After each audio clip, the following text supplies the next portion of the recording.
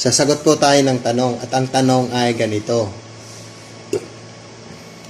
Paano maging kapatid ng Panginoong Hesus? Yun, kung paano daw. Para maging kapatid ka ng Panginoong Hesus, kailangan mo sumunod sa kalooban ng Ama ng ating Panginoong Hesus. Basahin natin yung Mateo 12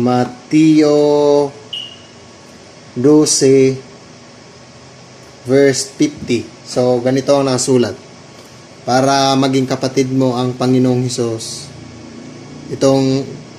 para maging kapatid mo ang Panginoong Hesus, tanungin natin ang Panginoong Hesus.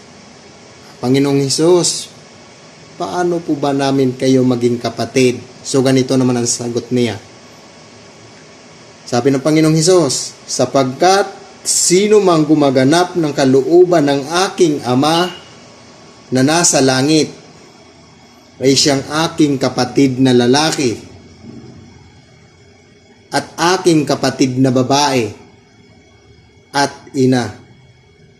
So malinaw po sa talata na kung paano maging kapatid si Kristo. Sapagkat sino mang gumaganap ng kalooban ng aking Ama na nasa langit ay siyang aking kapatid.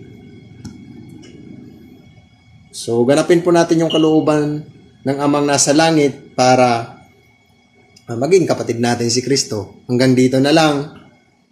So, sana nagustuhan mo yung kaunting content natin. Kung may tanong ka, mag-comment ka lang sa baba. Bye-bye!